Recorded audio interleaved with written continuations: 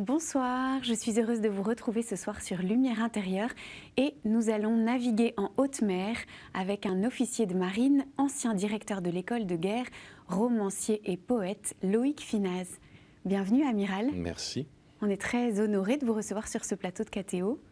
Vous sortez un livre depuis le mois de décembre, Lignes de foi, dans lequel vous racontez, on va en parler plus avant, mais il y a des éléments sur votre vocation de marin.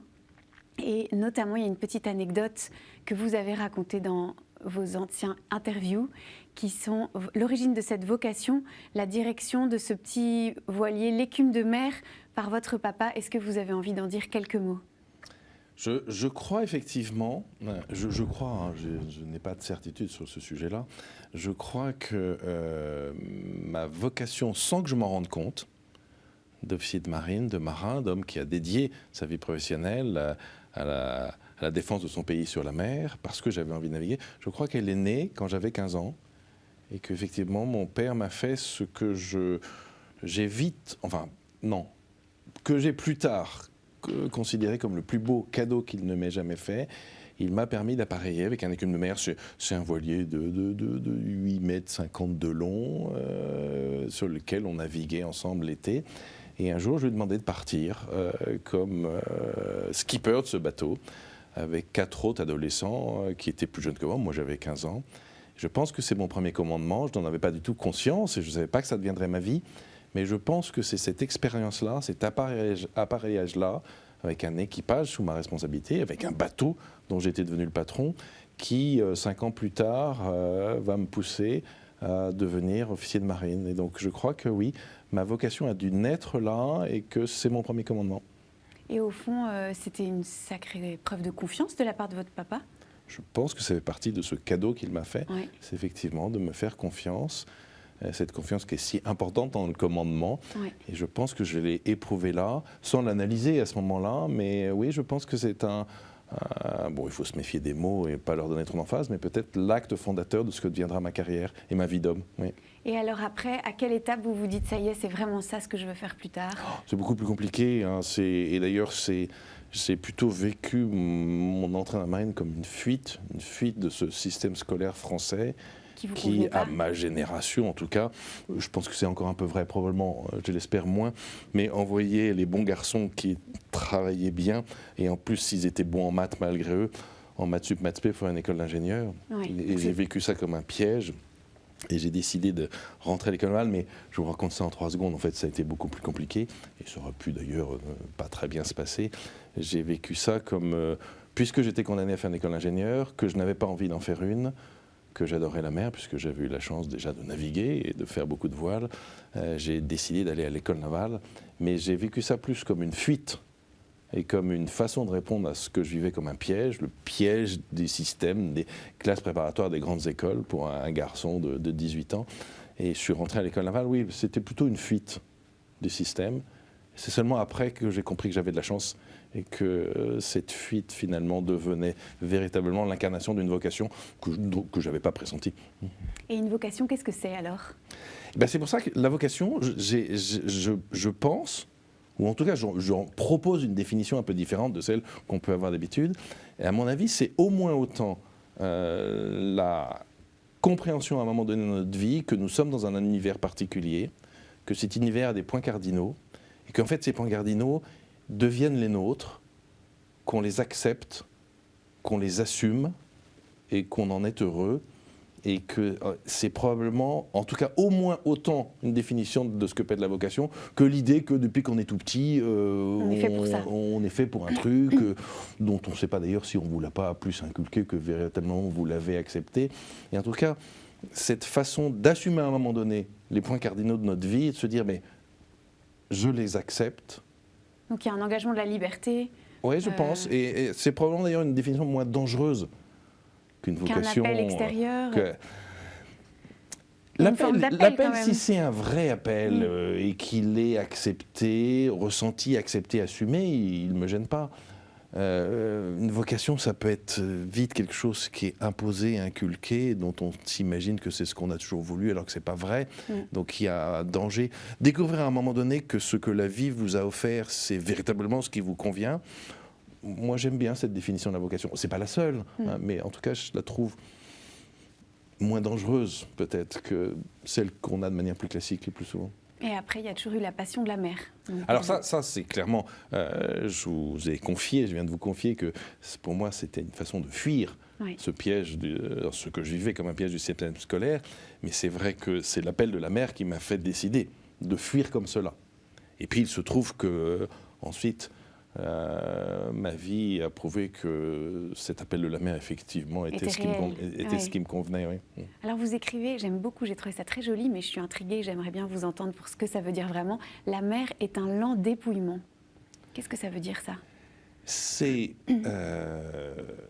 cette réalité, parce que c'est une réalité, de la confrontation de la mer et de l'individu que vous êtes, qui se retrouve, bien sûr pas complètement seul, puisqu'il est dans un équipage, et d'ailleurs je pense que la notion d'équipage contribue elle aussi à cette idée de dépouillement, mais vous êtes dans la vie d'équipage, sur un bateau, dans une sorte de huis clos, face à la mer, infiniment plus grande que vous, et cette vie quotidienne est dans la durée.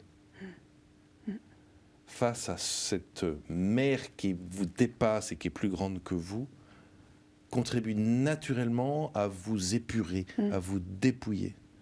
Et c'est pour ça que je pense que la vie en mer nous débarrasse d'un certain nombre de choses et nous dépouille au sens noble du terme.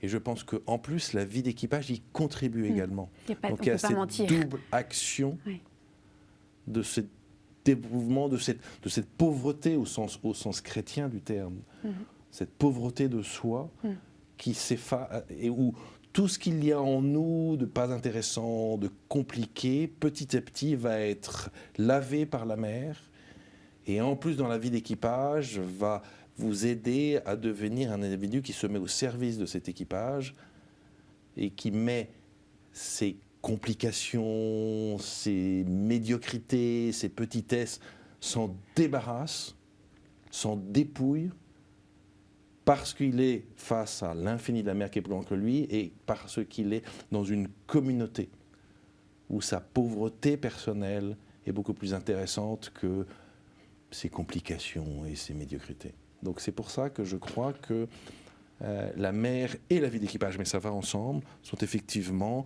un lent et long dépouillement, mais extrêmement précieux. Oui. Et est-ce qu'il y a le dépouillement de la famille qu'on laisse derrière soi quand même? Ça, c'est pas rien, parce que vous avez commencé cette aventure, vous étiez un jeune homme libre, et puis vous êtes marié, vous avez fondé une famille, et là, tout le monde reste à quai. Ça, qu'est-ce que ça fait comme impression pour un marin? Je ne sais pas si cette notion de dépouillement s'adresse à la famille. Parce que vous les emportez sur la avec... famille, mais pour continuer à essayer d'expliquer ce que... Vous mettez sur le grill très vite, hein, ma chère Bénédicte. Il y a une autre notion qui est intéressante, c'est que le marin, et ça va avec cette histoire de dépouillement, le marin, quel qu'il soit, même si c'est à l'origine un être ni très social, ni très malin, est naturellement vertueux parce qu'il comprend très vite que s'il ne se met pas au service de son équipage, il va pouvoir lui-même être en danger. Et donc son instinct de survie, je pense qu'il n'y a rien de plus fort chez un être humain que son instinct de survie. Son instinct de survie va naturellement le mettre au service de cette communauté dans laquelle il est face à la mer. La mer qui n'est pas hostile en soi. Souvent les gens disent la mer hostile, on le dit très souvent, et à commencer par la littérature. Et la Bible, qui voit la mer comme un lieu de danger. Et alors, c'est pas la même chose. Oui. C'est justement très important ce que vous venez de dire, c'est pas la même chose. La mer est un lieu de danger, évidemment, mais elle n'est pas hostile en soi. Oui, je comprends la nuance. Et prétendre que parce qu'elle est un lieu de danger, la mer serait hostile, mais non, quel contresens. La mer n'est pas hostile. Mais elle est un lieu de danger, potentiellement. Et donc, votre instinct de survie, d'homme ou de femme, qui se retrouve sur un bateau dans un équipage, vous fait comprendre que pour survivre, il faut que vous vous mettiez au service de cette communauté dans laquelle vous êtes. Ce qui est un ciment social exceptionnel. Et donc les marins se mettent naturellement au service de leur communauté parce que leur instinct de survie les pousse à cela. Et donc les marins ne sont pas vertueux, ils sont même plutôt moins vertueux que d'autres qui sont dans des conditions différentes, parce que c'est leur instinct de survie qui fait d'eux des hommes et des femmes au service de leur communauté. Ce qui est une espèce de souffle et absolument extraordinaire. Et tout ça, c'est aussi la même question, la même histoire que ce mot de dépouillement qui est le premier que vous avez utilisé. Alors, est-ce que la relation de notre famille là-dedans correspond à ce dépouillement ? Non, la relation de notre famille ne procède pas de ce dépouillement. Je pense qu'à l'inverse, au contraire, elle nous enrichit parce qu'elle nous permet de ne pas sombrer dans ce dépouillement d'une espèce d'égoïsme. Alors, qui est un égoïsme collectif, puisque un homme ou une femme d'équipage est d'abord dans cette communauté qui est un équipage. Et donc, son égoïsme n'est pas totalement personnel. Mais le fait que vous ayez des gens que vous aimez, que vous avez laissés derrière vous, que vous espérez retrouver, vous permet de ne pas basculer dans un espace-temps qui s'affranchit complètement de la réalité du monde. Donc je pense qu'un marin qui a une famille, et au-delà de la douleur ou de la tristesse, de les abandonner régulièrement, c'est extrêmement sain. Extrêmement sain. Sinon, ce huis clos qu'on évoquait tous les deux, il peut vous faire oublier la réalité du monde. Oui, je comprends. Et donc je pense que ça fait partie des choses à gérer. Cette tristesse d'abandonner la femme que vous aimez, les enfants que vous avez eus avec elle. Mais c'est très sain aussi, parce qu'ils ne vont pas basculer définitivement dans une réalité hors du monde. Et alors, quand est-ce que vous êtes devenu, en plus de tout cela, écrivain, en plus de cette belle aventure? Ma réponse va vous décevoir, parce qu'elle n'a rien de romantique.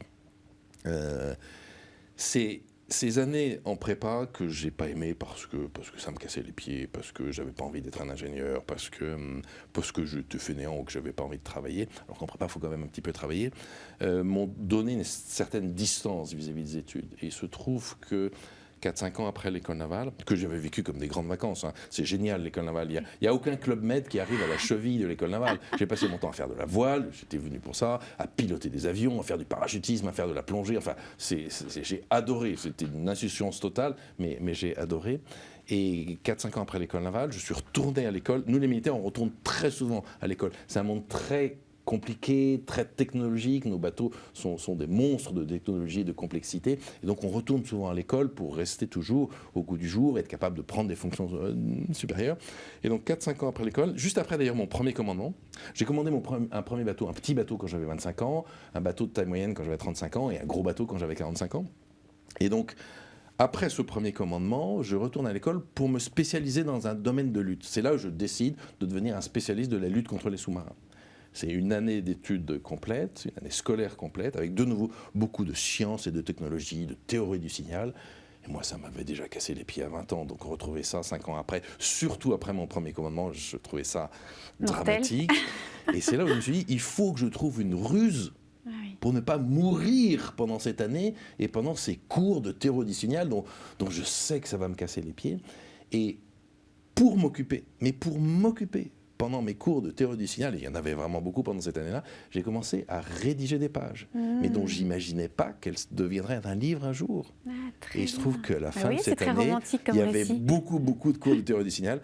Et pendant que mes camarades de classe, eux, prenaient leurs cours de théorie du signal, leurs équations, et noircissaient leurs feuilles blanches par nos équations, moi je rédigeais des pages qui sont devenus mon premier livre, voilà. Mais c'était pas prévu, c'était pas pensé, c'était le fruit de mon insouciance.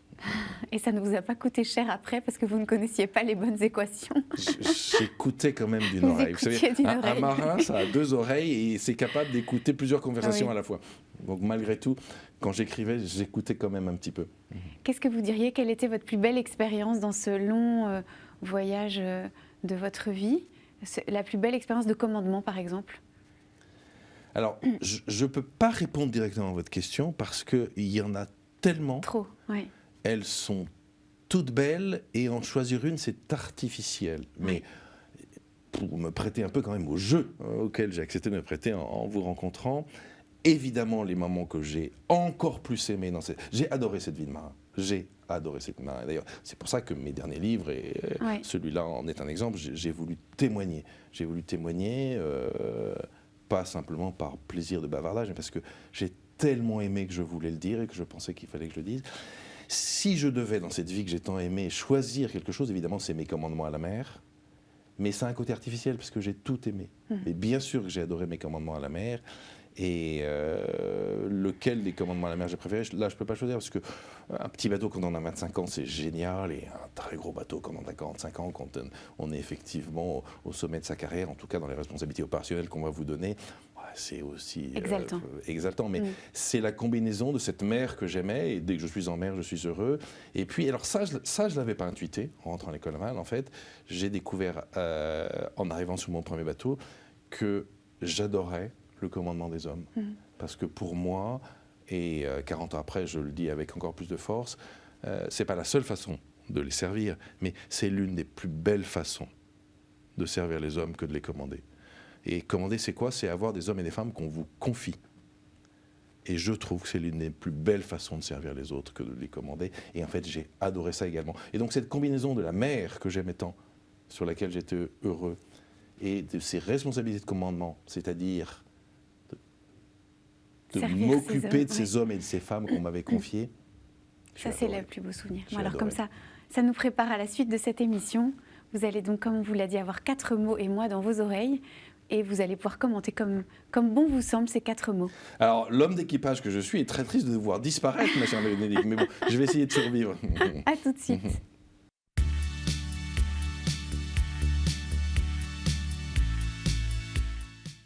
Nous sommes toujours dans Lumière intérieure avec l'amiral Loïc Finaz. Alors, le premier mot, amiral, ne va pas du tout vous surprendre. Le premier mot, on en a déjà parlé, c'est équipage.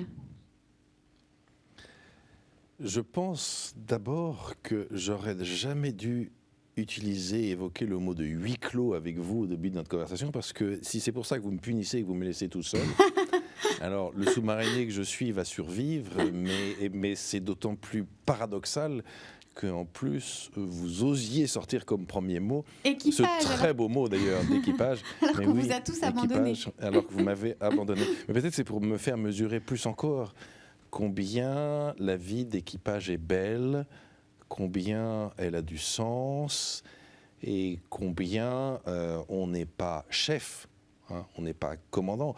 J'ai eu la chance d'être un chef, un patron, un commandant toute ma vie, mais ça n'existe pas un chef sans équipage. Et d'ailleurs, non seulement ça n'existe pas, mais on est chef, on commande, on dirige parce qu'il y a un équipage, et qu'avec cet équipage, on doit remplir une mission. Mais je pense que l'équipage, l'esprit d'équipage, c'est ce qui, plus que toute autre chose, structure la vie d'un homme ou d'une femme, surtout s'il a des responsabilités. Alors, il y a une chose que j'ai beaucoup aimée que vous écrivez. Vous écrivez que chacun dans un équipage a des fonctions différentes, et même quelquefois, si on ne sait pas très bien regarder, on peut penser que les fonctions des uns sont moins importantes que celles des autres. Et en réalité, dites-vous, tous portent la même responsabilité. Oui, c'est quelque chose qu'il est très important de comprendre lorsqu'on a des responsabilités, quelles qu'elles soient, lorsqu'on est dans un système d'ailleurs où on nous a confié une fonction. Je raconte effectivement cela dans un livre qui s'appelle La liberté du commandement, et dont le sous-titre est L'esprit d'équipage, où j'ose prétendre que l'esprit d'équipage est justement la source de la performance pour tout système, quel qu'il soit. Et je définis cet esprit d'équipage à partir d'un certain nombre d'associations. Et l'une d'entre elles, c'est cette association des mots de fonction et de responsabilité. Et oui, à bord des bateaux de la marine, nous avons tous des fonctions différentes, ce qui est complètement normal, parce que nous n'avons pas les mêmes talents. Nous sommes issus de systèmes de formation différentes et de systèmes de sélection qui sont différents. Et ça, lorsque c'est bien fait, ça nous confère les fonctions que nous sommes capables de remplir. Mais si on n'a pas compris qu'au-delà de ces fonctions différentes, nous portons tous la même responsabilité, alors on ne risque pas de créer un système qui soit à la fois performant et harmonieux. Et l'exemple que je prends souvent, c'est celui du commandant, que j'ai eu la chance d'être plusieurs fois dans ma carrière, qui ramène son bateau à quai. Et à ce moment-là, sa fonction, c'est de concevoir, de conceptualiser la manœuvre et de l'ordonner. Et puis, j'avais à mes côtés un jeune homme ou une jeune femme, qui avait à peine 20 ans, dont la fonction était de barrer. Alors, la barre sur les bateaux de guerre, ça ressemble à une barre à roues, mais en fait, c'est pour des raisons ergonomiques, c'est juste un interrupteur, gauche-droite. Et on peut penser ce que l'on veut de la fonction du commandant qui conceptualise, qui ensuite ordonne, que tout le monde écoute religieusement. Et puis le barreur dans sa fosse de barreur qui simplement tripote un interrupteur pour le mettre à droite ou à gauche. Mais si on n'a pas compris qu'à ce moment-là, ils sont aussi importants l'un que l'autre, parce que si le barreur met la barre à droite alors que j'ai dit à gauche 20, c'est lui qui va cracher le bateau sur le quai. Un bateau de guerre comme la dernière frégate que j'ai commandée, ce sont des bateaux qui valent entre 500 millions d'euros et 1 milliard d'euros. Et en plus, c'est l'argent du contribuable. Donc, ce n'est pas une très bonne idée de les exploser sur un quai lorsqu'on rentre au port. Mais à ce moment-là, le commandant qui conceptualise et ordonne, ou le barreur qui simplement agit sur un interrupteur, ils sont aussi importants l'un que l'autre. Et ça, c'est fondamental, non seulement pour qu'un système soit performant, mais en plus, c'est un ciment social exceptionnel. Si notre société pouvait comprendre que dans des fonctions différentes, pour un certain nombre de raisons, bien souvent, pas toujours, mais bien souvent valables, nous avons en fait la même responsabilité, mais notre société fonctionnerait tellement mieux, tellement mieux. Alors, évidemment, on est sur KTO, Amiral, et moi, en relisant cela, j'ai quand même pensé, et si l'Église fonctionnait aussi comme ça? Et j'ai quand même souri, parce que ça serait beau, non? Si le malade sur son lit d'hôpital, l'évêque ou le petit enfant qui va au caté, sent qu'il est responsable de la mission de l'Église avec des fonctions différentes, comme vous le dites, mais à la même responsabilité. Qu'est-ce que vous en pensez ? Je pense que vous avez complètement raison, et je pense que l'un des problèmes actuels de notre Église catholique, qui est ce cléricalisme, où tous sont coupables, hein. Nos prêtres, nos prélats sont coupables face à ce cléricalisme, et nous les laïcs, nous Bien sommes sûr, aussi, dans notre regard sommes aussi exactement, et notre attitude. Et nous sommes exactement coupables parce que nos prêtres ont des fonctions différentes de nous, mais ils n'ont pas une responsabilité plus grande que la nôtre. Et donc les mettre, par exemple, sur un piédestal, ce que nous, laïcs, nous faisons trop souvent, ça n'est pas leur rendre un service. Et de leur part, ne pas comprendre que les laïcs sont autour d'eux, dans des fonctions qui ne sont pas les mêmes, qui ne sont pas les leurs, mais ont la même importance. Bien sûr, c'est fondamental. Donc c'est une façon de lutter contre ce cléricalisme, ce qui peut parfois être l'un des fléaux de l'Église catholique aujourd'hui. Et au-delà de cela, et dans l'exemple, très bel exemple que vous avez pris, la compréhension par chacun, y compris par un petit enfant, qu'il a dans l'Église une responsabilité aussi grande que ceux qui peuvent effectivement, par fonction, donner l'impression de les diriger, mais qui ne sont pas plus importants. Oui, c'est fondamental, et bien sûr qu'on devrait y réfléchir beaucoup plus. Mais ces associations que j'évoquais tout à l'heure, celles que j'évoque pour définir l'esprit d'équipage, elles sont toutes complètement chrétienne. Et la vision chrétienne du monde est extrêmement performante et profondément moderne. Peut-être qu'il faudrait que déjà, nous les chrétiens, on s'en rende compte. Mais bien sûr, cette idée de fonctions différentes, pour des raisons tout à fait normales, mais de même responsabilité, c'est important pour tout système, et donc pour l'Église catholique, évidemment. Merci, Amiral, j'ai trouvé ça très stimulant. Le deuxième mot, c'est charité. Vous en parlez beaucoup, hein, de la charité. Oui, j'en parle beaucoup parce que dans ce livre, Ligne de foi, qui est la raison pour laquelle vous m'avez invité, qui est un livre, alors je l'évoquais avec vous avant que l'émission ne commence, qui est un livre, en fait d'abord c'est le troisième volet d'un triptyque, je dis bien un triptyque, pas une trilogie, que j'ai voulu écrire pour rendre compte de ce qu'a été cette vie d'officier de marine que j'ai tant aimée. Et le premier livre, c'est ce livre qu'on a déjà évoqué aussi, La liberté du commandement, dont le sous-titre est L'esprit d'équipage, et qui est un livre sur le commandement. Et après tout, c'est normal que dans mon compte-rendu, je commence par le commandement, parce que les officiers de marine sont d'abord des hommes de commandement. Puis ensuite, il y a eu un roman qui s'appelle La houle s'en allait au levant, qui lui rend compte de la poésie et du romanesque de cette vie. Parce que c'est une vie pleine de poésie et de romanesque, ce qui n'est pas le cas malheureusement de toutes les vies professionnelles aujourd'hui. Et puis ce dernier livre, Ligne de foi, c'est le livre où, ayant écrit les deux premiers, je me suis dit, mais en fait, mon compte-rendu n'est pas complet, parce que je n'ai pas abordé une question fondamentale, qui est la question de la place de la transcendance et du sacré dans nos vies, dont j'ai d'abord tendance à penser que c'est important pour tout homme et pour toute femme, mais ça l'est plus encore pour ceux, les militaires, dont la spécificité dans la nation est non pas de mourir pour leur pays, comme souvent les gens le croient, mais de porter la mort pour leur pays lorsque notre nation considère que cette violence est nécessaire. Et cette spécificité exorbitante qui est celle des militaires, il se trouve que pour moi, elle fait que notre questionnement sur la transcendance et le sacré est encore plus important.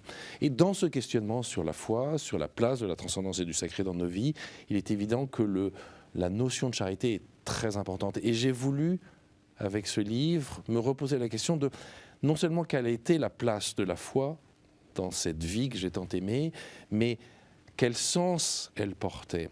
Et je suis convaincu que même si ça peut paraître un paradoxe lorsque l'on porte la violence, en fait la réponse à cette raison d'être des militaires, c'est la recherche de la charité. Vous savez, c'est cette phrase très belle, très très belle et si forte de saint Paul qui dit « Partout où le péché s'est multiplié, a prospéré la charité ». Et en fait, j'ai conscience que cela puisse paraître paradoxal, mais les marins, les soldats d'une manière générale, les marins appareillent, les soldats se mettent en route pour que justement, sur ces chemins de péché que malheureusement le monde nous impose trop souvent, nous soyons, dans notre action de soldats, des défenseurs de la charité. Ça, j'en suis convaincu, et toute cette réflexion au soir de ma carrière d'officier de marine, j'ai voulu faire, c'était pour me poser la question, quel a été le sens de cet engagement, au-delà, on l'a évoqué début d'émission, au-delà de cet amour de la mer qui m'a fait choisir cette vie-là, au-delà de cette fuite de ce que j'ai vécu au début de ma vie à 20 ans comme un piège j'ai pu emprunter, quel a été le sens de ces 40 ans de service de ma nation sur les mers? La réponse, en fait, et j'en suis archi convaincu, même si, à nouveau, je le redis, je conçois que cela puisse paraître paradoxal, c'est la charité. Parce que partout où le péché s'est multiplié, a prospéré la charité. Saint Paul a complètement raison, si je puis me permettre un tel commentaire sur Saint Paul, en toute humilité. Il doit sourire. Vous citez beaucoup Jeanne d'Arc chez Péguy et Saint-Louis dans ce livre Ligne de foi. On sent que ça parcourt l'ensemble de votre ouvrage. Est-ce que c'est parce que finalement Péguy, comme Jeanne d'Arc, comme Louis, ont été des hommes de guerre qui ont su, et des femmes bien sûr, qui ont transformé ou vécu de l'intérieur cette mission comme une charité? Est-ce que c'est ça qui vous touche dans ces trois figures? Alors, ça me touche effectivement dans ces trois figures, mais effectivement, celle qui est probablement le plus emblématique et qui est hallucinante, c'est Jeanne, évidemment. Pendant très longtemps, Jeanne n'a pas du tout été dans mon panthéon personnel, d'abord parce que le militaire que je suis ne voyait vraiment pas pourquoi Dieu aurait pris parti sur le champ de bataille pour les Français contre les Anglais. Oui, ça c'est une question que tout le monde se pose, je pense. Je trouvais que ça n'avait pas de sens. S'il y a un lieu, même si je pense qu'il est partout, mais s'il y a un lieu dont plus encore que les autres, on a chassé Dieu, c'est bien au champ de bataille. Donc pourquoi serait-il venu là? Donc déjà, le militaire que j'étais avait un peu de réticence vis-à-vis de ça. Et puis le chrétien que j'essaye d'être, j'étais pas séduit, en tout cas j'étais gêné par la récupération du personnage qui était faite par les extrêmes politiques et religieux, de gauche comme de droite, de Jeanne. Donc vraiment, Jeanne n'était pas dans mon panthéon. Et puis j'ai lu il y a quelques années les minutes de son procès. Et alors là, révélation, cette fille est extraordinaire, elle est incroyable. D'abord, elle est d'une intelligence inouïe, elle est d'un courage qu'il est rare de rencontrer, elle est drôle, elle est pleine d'humour, enfin, elle est extraordinaire et elle a une réflexion sur le monde qui est hallucinant. Et donc, s'il y a un personnage emblématique, effectivement, non seulement de notre vie chrétienne, mais de ce qu'est l'engagement dans le monde au service des autres, et donc de ce qu'est l'incarnation de la charité, c'est Jeanne.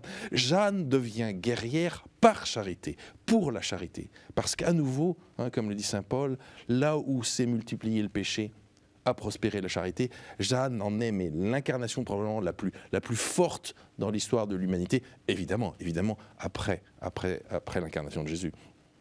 Mais peut-être c'est la dernière question sur ce mot que je voudrais vous poser. Est-ce qu'on peut quand même, à contrario, exercer ce métier à l'inverse de la charité? Est-ce que c'est un combat pour le soldat de demeurer dans cet état d'esprit? Est-ce qu'il peut est-ce qu'il peut se laisser emporter par la haine, la violence, et que justement ne pas vivre ce métier comme charité? Vous voyez ma question? Mais vous avez évidemment raison, à deux niveaux au moins. D'abord, être soldat au service d'une grande démocratie, ça n'est pas la même chose qu'être soldat pour une dictature.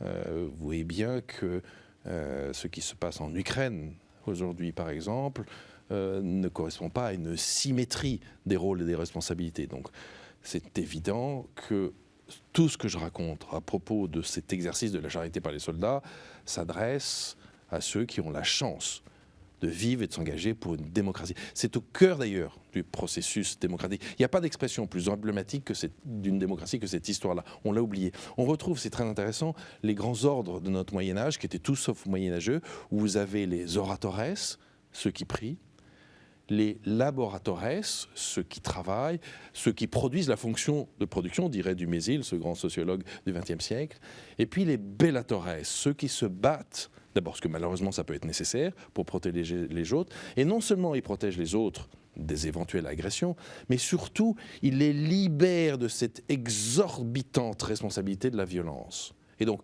tout ce que je raconte sur la charité, d'abord ça s'applique à des soldats qui ont la chance de servir une grande démocratie.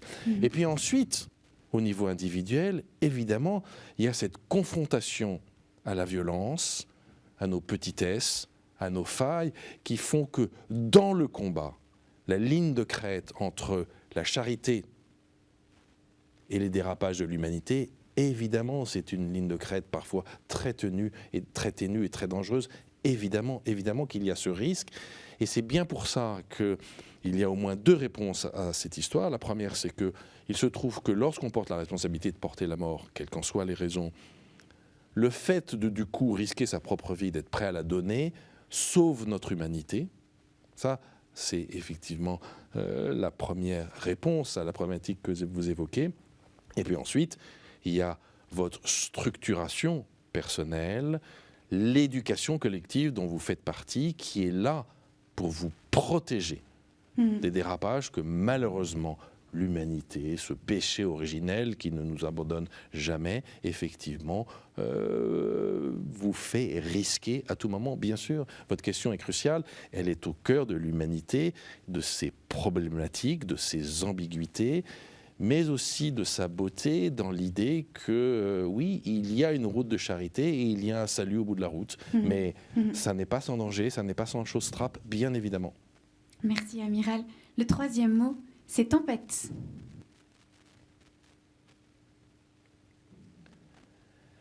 Alors, dans la tempête, pour réagir à ces mots que je découvre dans mon huis clos, il y a plusieurs degrés de réponse.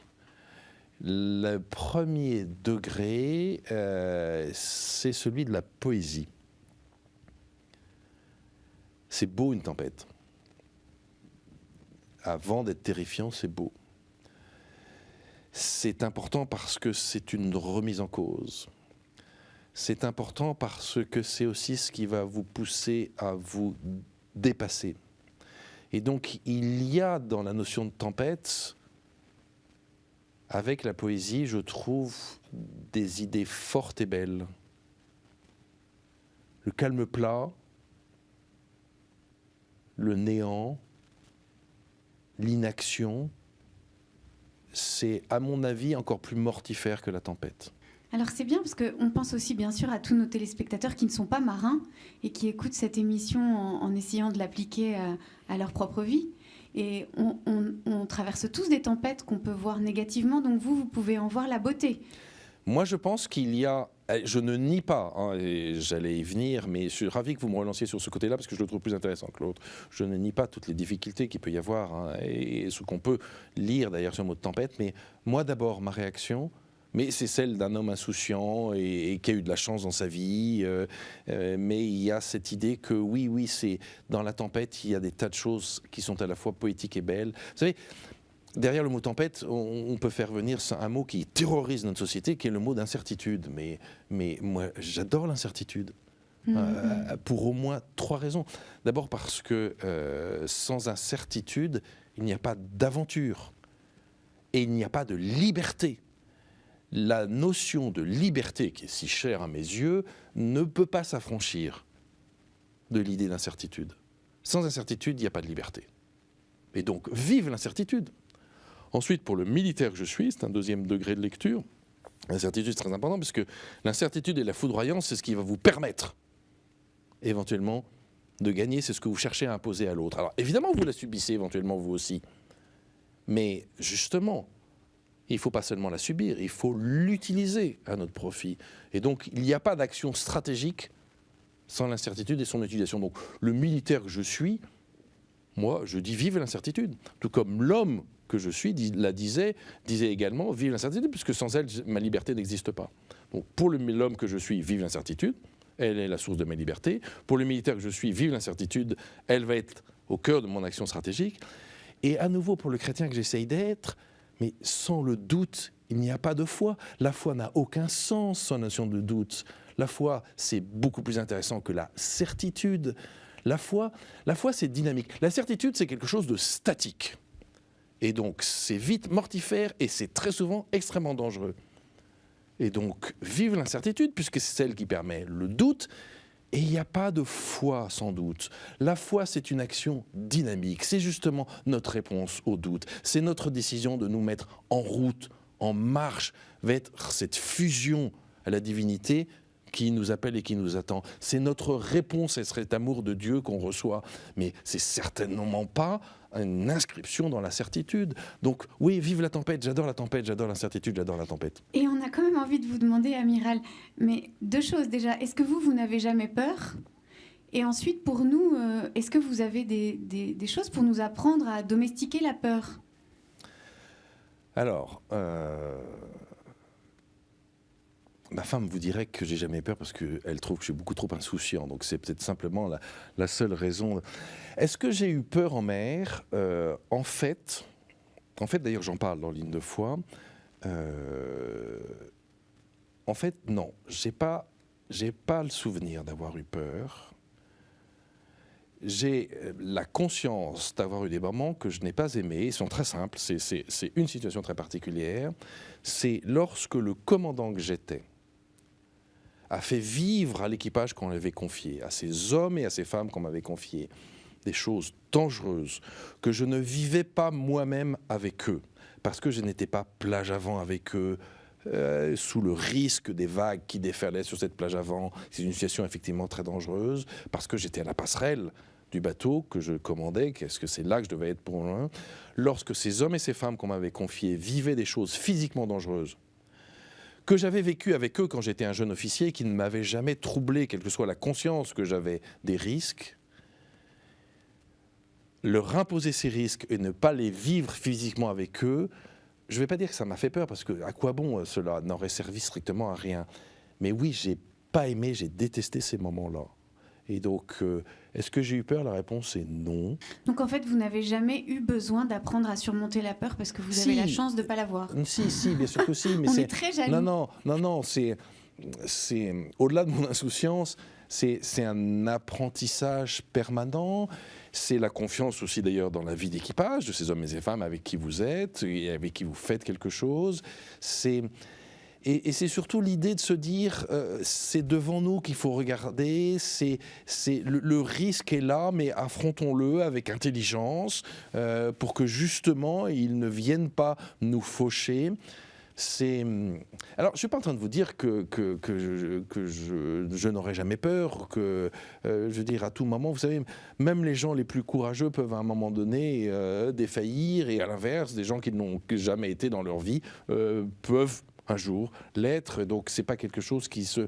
Mais je crois qu'on s'y prépare, donc non, on se prépare, et c'est un apprentissage, et toute ma vie de marin a été un apprentissage, et donc les choses que j'ai pu rencontrer dans ma vie, on m'y avait préparé, je m'y étais préparé, et donc on peut jamais avoir la certitude que nous serons courageux le moment venu, mais on peut travailler pour que la probabilité pour que ce soit le cas soit la plus forte possible. Ça, c'est très éclairant. Le temps passe trop vite avec vous et on doit passer au dernier mot. Ce dernier mot, c'est prière. Je pense que la vie en mer, et d'ailleurs il est probable que ce soit la même chose, est prière et poésie permanente. Je pense que la vie en mer fait de nous, les hommes et les femmes qui ont décidé d'y consacrer leur action, leur engagement, à la fois des poètes et des hommes et des femmes de prière, que l'on s'en rende compte ou non. Ensuite, on est structuré, on est porté par nos credos, mais je pense que la vie en mer est, et j'évoque à nouveau ce mot de huis clos qu'on a utilisé au début de l'entretien, ce huis clos d'un individu face à l'immensité de la mer est un lieu de très forte spiritualité, et donc je pense que déjà ça nous conduit sans qu'on s'en rende compte à la prière. Et quand vous rajoutez à cela les liturgies maritimes, ce sont des choses effectivement dont je parle aussi dans Ligne de foi, je veux dire, la vie de marin est pleine de liturgies. Et donc, ces liturgies maritimes, parce qu'il n'y a pas d'aventure maritime sans rituel, sans rite, sans liturgie, vous voyez, sont déjà une porte ouverte, une passerelle sur les liturgies de la prière. Et donc, entre ce lieu de spiritualité extrêmement forte, quelle que soit notre façon d'incarner la spiritualité, dans la religion de nos pères, dont on a hérité ou non, ou qu'on a décidé d'assumer, de garder pour soi, ou que l'on découvre éventuellement, dans ce lieu extrêmement fort de spiritualité, la combinaison de cette spiritualité naturelle et de cette liturgie qui scande nos vies de marins, fait qu'à mon avis, que l'on s'en rende compte ou non, une vie de marin est une vie naturellement de prière. Et quand vous combinez ça avec la poésie de la mer, qui pour moi la poésie est aussi une forme de prière, oui, la prière c'est le quotidien du marin, même s'il ne s'en rend pas compte. Alors c'est intéressant parce que moi j'ai eu l'impression en lisant votre livre Ligne de foi, que vous essayiez, peut-être que vous essayiez pas, mais qu'en tout cas vous offriez, sans peut-être le vouloir, sans l'avoir fait exprès, une sorte de catéchèse sur la messe pour des marins. Moi j'ai eu l'impression que ça faisait comme une passerelle, vous parlez de leur vie comme une liturgie, et là j'imagine si on est marin, on voit comment toute sa vie de marin peut être intégrée à une liturgie, puisqu'on voit que toute votre vie de marin, vous l'avez intégrée au « je confesse à Dieu », les péchés, puis le Gloria, puis on fait toute la messe, et on voit toute votre vie de marin qui est intégrée à cette liturgie de la messe. Alors Bénédicte, vous êtes adorable, parce que oui, c'était l'un de mes désirs, hein. Je ne vais même pas dire souhait, volonté, mais un souhait, un désir. Je voulais que ce livre soit effectivement une sorte, de manière très humble et très modeste, hein, mais une sorte d'ode à la messe, parce que je pense que la messe est un moment absolument merveilleux. Plus je vieillis, plus j'aime la messe. Je vais à la messe sans aucune vertu, j'y vais simplement parce que j'aime la messe. Et effectivement, je voulais que ce livre, qui essayait de rendre compte de ce qu'avait été la place de la transcendance et du sacré dans ma vie de marin, soit effectivement aussi un chant à la messe. Et c'est d'ailleurs pour ça que ce livre est structuré par la liturgie de la messe.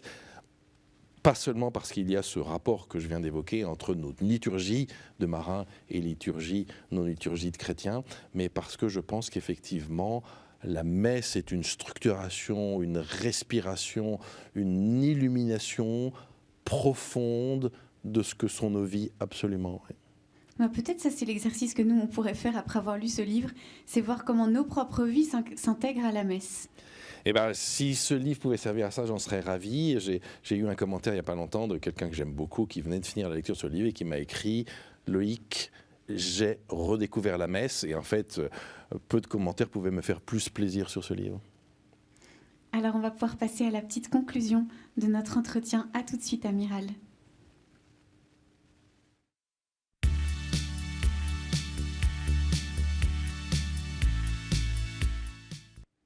Alors, Amiral, comment ça s'est passé, ce moment des mots où vous n'étiez pas très content d'être tout seul, sans votre équipage? D'abord, j'ai survécu. Et très honnêtement, j'ai rencontré des tempêtes plus compliquées à gérer. Je crois. Mais je confirme que c'est beaucoup plus charmant quand vous êtes là, Bénédicte. Est-ce qu'il y a un mot que vous avez aimé?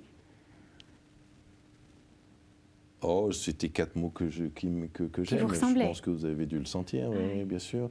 Mais Oh, je les ai aimés tous les 4. Ouais. Alors moi, j'avais envie que vous racontiez à nos téléspectateurs, qui n'ont peut-être pas tous lu vos livres, cet épisode extrêmement touchant que vous racontez, de ce jour ou cette nuit où vous avez une nuit très difficile et au lieu d'aller vous coucher alors que vous tombez de sommeil, vous êtes comme discrètement poussé, mais vous ne vous rendez pas compte d'ailleurs que vous êtes poussé, et vous allez à l'avant de votre bateau où vous trouvez quelqu'un en grande détresse. Est-ce que vous avez envie de nous raconter cette irruption du Saint-Esprit dans votre vie ? Oui, bien sûr, je peux le raconter. Alors c'est une histoire que je n'ai pas racontée pendant longtemps, parce que l'individu en question, heureusement, vit toujours. Donc j'estimais que je n'avais pas à partager ça. Oui. Bon, 30 ans après, j'estime que je peux la raconter. Donc naturellement, cette histoire est venue dans ce livre. Mais vous le racontez très bien, en dehors du fait que c'est pas à l'avant, c'est à l'arrière. Vous la racontez très bien. Effectivement, je suis sur une frégate anti-sous-marine, en opération anti-sous-marine dans l'Atlantique.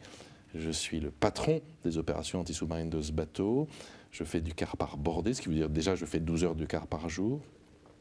Et en dehors de mon quart, j'ai la responsabilité des opérations anti-sous-marines qui sont les opérations majeures de ce bateau à ce moment-là. J'ai mon service de lutte anti-sous-marine, j'ai nos sonars qu'on met à l'eau, qu'on remet. Donc je dors 2 heures par jour depuis 15 jours, et en fractionné. Et là, une nuit, je quitte le quart à 3 heures du matin, je le reprends à 8 heures, donc j'ai enfin un petit créneau où je vais pouvoir me reposer. Ma chambre, bureau est juste en dessous du central opération où je suis de quart, à l'avant du bateau. Et je quitte le central d'opération, je descends d'un étage, je tombe juste à la descente de l'escalier en question devant la porte de ma chambre, que je n'ouvre pas.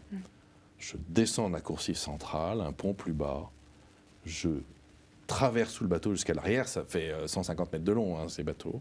C'est la nuit, à bord de nos bateaux, la nuit, on est en éclairage rouge. Ce qui permet d'abord à chacun de savoir qu'on est soit de jour, soit de nuit. Et puis il permet surtout, cet éclairage rouge, lorsque vous sortez dehors, d'abord que ça ne fasse pas des flashs lumineux pour que le bateau se fasse repérer. Et puis surtout vous-même, comme vous venez de l'éclairage rouge, vos yeux sont tout de suite déjà habitués à l'obscurité, ce qui est une importance dans cette histoire. Et je vais plage arrière, où je n'ai aucune raison d'aller. C'est ça qui est étonnant. Et vous ne savez pas d'ailleurs pourquoi vous êtes allé là. Non, pas du tout. Ça fait 15 jours que je dors 2 heures par jour. Là, j'ai un créneau où je pourrais me reposer. Plage arrière, quand je ne suis pas de quart, j'y passe déjà suffisamment de temps parce que c'est là qu'on met à l'eau nos sonars remorqués. Donc, je n'ai pas de raison d'y aller au milieu de la nuit. Faire des rondes, ce n'est pas du tout mon truc. On a déjà dit plusieurs fois dans l'entretien combien j'étais insouciant, donc c'est vraiment pas mon truc. Et là, je descends de la coursive centrale, je vais plage arrière. Je n'ai aucune idée de pourquoi je fais ça. J'ouvre la porte étanche et au moment où elle s'entrebâille, je vois une silhouette d'un homme qui est en train de sauter à l'eau pour se suicider. Ça se joue à 1/10 de seconde près. Ça ne se joue même pas à 2 secondes près. Ça se joue à 1/10 de seconde près. J'arrive 1/10 de seconde plus tard, c'est fini. Ouais. C'est vraiment émouvant cette histoire. Et assez vite, peut-être pas dans ces instants, et d'ailleurs j'ai pas dormi cette nuit-là, j'ai passé du temps avec lui, parce que je me disais je ne peux pas aller me coucher, parce que s'il repart à plage arrière pour sauter à l'eau. Mais là, en tout cas, dans cette journée-là, je ne sais plus à quelle vitesse, hein, parce que je suis maintenant un vieux monsieur qui perd la mémoire, mais ce dont je me souviens, c'est que dès cette journée-là, je me suis effectivement dit, parce que je me dis, mais pourquoi étais-je là à ce moment-là ? Et pour moi, la réponse a été évidente. Et c'est effectivement la première fois, non pas où il est intervenu dans ma vie, mais c'est la première fois où j'ai ressenti l'intervention de l'Esprit Saint dans ma vie. De manière Parce que si ce n'est pas l'Esprit Saint, j'aimerais qu'on m'explique ce qui s'est passé ce jour-là. En tout cas, pour le chrétien que je suis, c'est clairement l'intervention de l'Esprit Saint dans ma vie qui m'a fait agir, parce que là aussi c'est un... Alors j'avais une approche intellectuelle, oui, vous dites très bien, vous savez qu'il existait, vous y croyez tout à fait. Je trouvais ça très beau l'histoire de l'Esprit Saint. Mais là vous l'avez vu. Là j'ai senti qu'il me faisait agir, parce que c'est là où il ne faut pas se méprendre. Mais parfois... même pas sur le moment visiblement, parce que vous y allez sans très bien savoir. Non, c'est avec le recul. Bien sûr, c'est après. Alors c'est arrivé très vite, mais c'est après. Non, sur le moment je me pose même pas la question, je ne sais pas pourquoi je fais ça. Je me dis pas, il y a un truc qu'il faut que j'aille plager, pas du tout. J'y vais, et c'est simplement après où je me dis, mais... Sauf que j'ai compris pourquoi j'avais fait ça. Est-ce que vous connaissez cette phrase de l'Apocalypse sur laquelle on peut peut-être terminer et réfléchir à la fin de cette émission? Au ciel, il n'y aura plus de mer. Dans le ciel nouveau, la terre nouvelle, il n'y aura plus de mer. Vous avez déjà réfléchi à ça? Est-ce qu'il y aura la mer au paradis? Est-ce que vous voulez y aller s'il n'y a pas la mer? Est-ce que c'est possible pour un amiral d'être heureux sans la mer? Vous voulez me faire dire que je refuse d'aller au paradis? La réponse est non, je ne refuse pas d'y aller. Est-ce qu'il y aura la mer? Est-ce qu'il n'y aura pas la mer? Je ne me suis jamais posé la question parce que, vous savez, il faut se méfier de nos représentations anthropomorphiques de ce qu'est Dieu, Mais le vous n'avez Seigneur. jamais réfléchi à cette phrase? Non, parce que... Il y a plein de manières d'y réfléchir. Elle est, ou plutôt ma réponse, elle est tellement métaphorique que... Elle serait métaphorique de la violence, je pense, pour le monde biblique. En fait, on s'en fiche. On sait qu'on sera heureux. Mais exactement. Ouais. Ça sera d'une réalité tellement plus grande que tous nos concepts d'aujourd'hui, y compris celui de la mer pour le marin que je suis, seront totalement dépassés. Donc cette phrase ne me fait pas peur. Merci Amiral pour cette belle rencontre. Vous nous avez bien fait voyager. Vous pouvez retrouver cette émission sur ktotv.com. Merci beaucoup pour cette belle rencontre. Je rappelle votre actualité, Ligne de foi, un très beau livre sur la messe au fond. Oui, absolument. Et sur la mer. Oui, sur la messe et sur la mer. Merci beaucoup. Je vous en prie. Merci Amiral.